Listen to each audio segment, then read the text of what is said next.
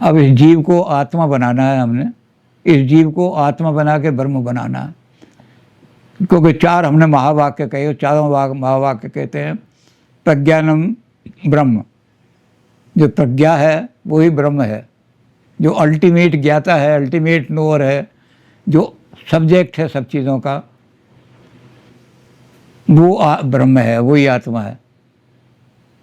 फिर हमने कहा अहम ब्रह्मास्मि, मैं ही तो ब्रह्म हूँ, और कोई ब्रह्म नहीं। जब मैंने आत्मा को जान लिया तो समझ लो ब्रह्म को जान लिया। मैं आत्मा को नहीं जानता इसलिए भटकता फिर रहा हूँ। तो इनको कैसे जानेंगे आप? इनको जानने के लिए बड़ी कठोर तपस्या करनी पड़ती है। आत्मा को जानने के लिए जितना अनुशासन वेदांत ने दिया है, इतना कठोर अनुशासन किसी ने नहीं दिया। और इसलिए उन्होंने, शंकर ने, जैसे मैंने कहा कि पहला जो सबसे पहला ब्रह्मसूत्र का जो अध्याय है वो है अधिकारी तत्व, अधिकारी प्रकरण। ब्रह्म को जानने का अधिकारी कौन है? हर एक आदमी ब्रह्म को जानने का अधिकारी नहीं है। तो उसने कहा ब्रह्म को जानने के लिए जिसने अपने अंतःकरण का परिष्कार नहीं किया, वो ब्रह्म को जानने का अधिकारी नहीं है। और यहाँ तक लिख दिया उन्होंने, हम यूनिवर्सिटी में पढ़ाते हैं मजबूरी, क्योंकि कोर्स में है, लेकिन हमें अधिकार नहीं है पढ़ाने का।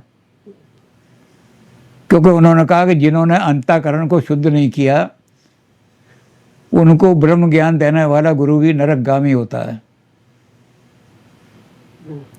उनका अंतःकरण ही शुद्ध नहीं है तो ब्रह्म ज्ञान दे नहीं सकते।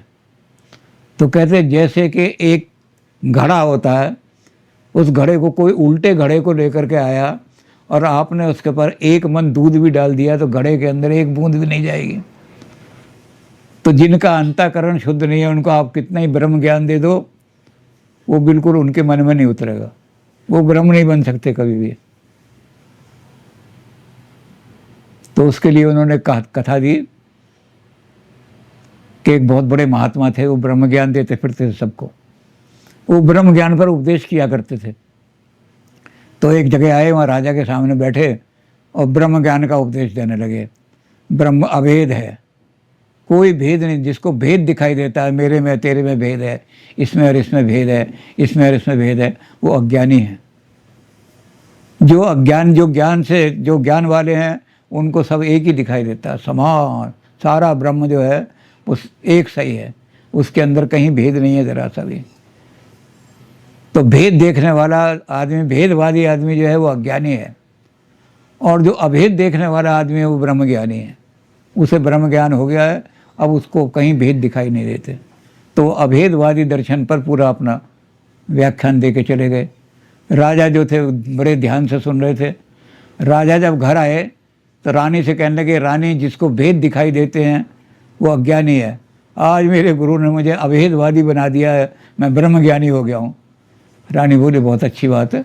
उन्होंने कहा मुझे कब भेद दिखाई नहीं दे रहा, आज हमारी शैया पर रानी पहुँचे या हमारी जो बेटी है ये पहुँचे, सब एक समान ही है, हमें कोई भेद दिखाई नहीं दे रहा। रानी कहने क्या हो गया, तुम्हारा दिमाग ख़राब हो गया है?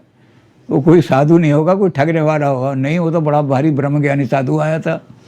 कहते वो तो अभेद का ज्ञान दे गया है मुझे। कहते तुम भेद कर रही हो, रानी में और बेटी में भेद है, तुम तो अज्ञानी हो, मूर्ख हो, तुम माया में लिप्त हो। जो माया में लिप्त है उसे भेद दिखाई देते हैं, और जो माया में लिप्त नहीं हो अभेद दिखाई देता है। तो रानी तुम भेद अभेदवादी बनो, ब्रह्म ज्ञान प्राप्त करो, तब तुम्हें दिखाई नहीं देगा, तुम एक ही हो। तो रानी ने जल्दी से मंत्री को बुलाया। मंत्री क्या हो गया, राजा का दिमाग ख़राब हो गया, आज कोई भंग भंग खा ली राजा ने। वो कहने लगी मैं तो राजकाज का काम करता हूँ, मुझे तो ज्ञान व्यान का कुछ पता नहीं। एक महात्मा आए थे, वो इनको ब्रह्म ज्ञान दे रहे थे। तो इनको ब्रह्म ज्ञान देने उन्होंने कहा कि भेद, जो मनुष्य में भेद करता है वो आदमी अज्ञानी है, वो ब्रह्म का ज्ञान प्राप्त नहीं होता, वो मूर्ख है, माया में लिप्त है। तो कहने लगे वो कौन सा महात्मा है मुझे बता। वो कहने लगे वो आगे प्रवचन करने अगले गांव में चले गए। कहते देख आज की रात तो मैं किसी न किसी तरह कन्या को कहीं भेज दूंगी, और आज की रात तो मैं सार दूंगी, नहीं कल उस साधु को उस गांव से जहाँ वो प्रवचन कर रहा है पकड़ के ला। तो मंत्री कहने लगा कर ले आऊँगा उसको। तो रानी ने उस रात को तो गुजार दिया। अब ये मंत्री गया ढूंढता हुआ, वो अगले जगह जाके प्रवचन कर रहे थे, अभेदवादी प्रवचन। उसने कहा महाराज आपको महारानी ने याद किया है। कहने क्या बात है? कहते महारानी ये कह रही हैं कि राजा को तो आप ब्रह्म ज्ञान दे गए। ओहो, महात्मा जी कहने लगे कि अधिकारी प्रकरण में यह है कि जिसका अंतःकरण शुद्ध नहीं है उसे ब्रह्म ज्ञान नहीं देना चाहिए।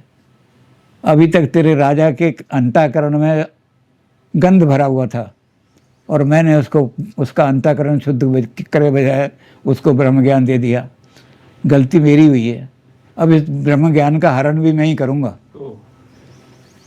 रानी कहने लगी महाराज करो नहीं तो अनर्थ हो जाएगा। उन्होंने वज़ीर को बुलाया, कहते वज़ीर आज मैं दरबार में आऊँगा। कहना महाराज जी वो महात्मा आपको ज्ञान दे गए थे वो आ रहे हैं, लेकिन एक काम करना कि जो राजा की के बैठने की जगह है वहाँ तो मुझे बिठा देना, जहाँ तुम्हारे बैठने की जगह है वहाँ तुम बैठ जाना, और जहाँ दरबार में वो मंत्री संतरी होता है वहाँ बैठने की जगह हो वहाँ राजा को बिठा देना कि यहाँ बैठ जाओ, मेरे सामने नहीं बोल सकेगा वो। और कहते जब भोजन लाओ तो जो सात्विक भोजन है फल वल मेरे सामने ला के रख देना, जो राजसी भोजन है तुम्हारे सामने, और जो तामसी भोजन है राजा के सामने खाली थाली रख देना ऐसे ही। रानी कहने लगी फिर आगे मैं देख लूँगा, आप जाओ आपको। तो बस वो आए, उन्होंने कहा महाराज वो महात्मा जी जो आपको ब्रह्म ज्ञान दे गए थे वो आए हैं, कुछ कमी रह गई है ब्रह्म ज्ञान में। तो राजा कहने लगे हम आते हैं, वस्त्र वस्त्र तैयार करके सजावट आ रहे हैं, बिठाओ महात्मा। तो राजा की कुर्सी पे तो उनको बिठा दिया और मंत्री अपनी कुर्सी पे बैठ गए। अब राजा जब आए तो देखा तो मेरी कुर्सी पे, तो उनसे तो कह नहीं सकते हटो कुर्सी छोड़ो।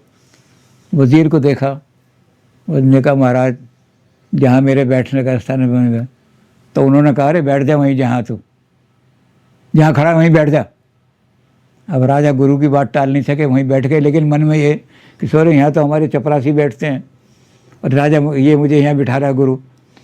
थाली आई तो उसमें जो उनकी थाली थी उसमें केले रखे हुए, फल रखे हुए, मंत्री के लिए खीर वगैरह आ गई। उनकी मांग क्या हुआ, उन्होंने गुरु ने वो केले का छिलका छीना और उसकी थाली में फेंक दिया, खाओ राजा और चीज़। तो राजा उससे तो कुछ गुरु से तो कह नहीं सके, वो तलवार निकाल के मंत्री पे खड़े हो गए। मंत्री ये छिलके हमें दिए जा रहे हैं खाने के लिए, ये राजा का भोजन है, शर्म नहीं आती तुम्हें? गुरु कहने लगे अरे राजा मूर्ख अज्ञानी, जिस आदमी को अपने मंत्री में और अपने में भेद दिखाई दे रहा है कि मैं राजा हूँ, आज भी तुझे राजा दिखाई दे रहा है और ये मंत्री दिखाई दे रहा है, तलवार लेकर खड़ा हो गया। आज भी तुझे केले में और केले के छिलके में भेद दिखाई दे रहा है, तो रानी में और लड़की में भेद दिखाई नहीं देता तुझे? कहते मैंने गलती की, तुझे सब पहले अपने अंतःकरण को शुद्ध कर तब ब्रह्म ज्ञान का तू अधिकारी बनेगा। तो शंकर ने लिखा है कि जिनका अंतःकरण शुद्ध नहीं है उनको ब्रह्म ज्ञान नहीं देना चाहिए। और अंत में फिर एक और चीज़ लिख दी जो हमारे ऊपर लागू होती है कि भाई तुम क्लास में ब्रह्म ज्ञान पढ़ाते हो, तुम्हें क्या पता इनका अंतःकरण शुद्ध है या नहीं। तो अंतःकरण कर दिया कि जो ऐसे गुरु हैं जो ब्रह्म ज्ञान उनको देते हैं जिनका अंतःकरण शुद्ध नहीं है, वो गुरु नर का अधिकारी होते हैं।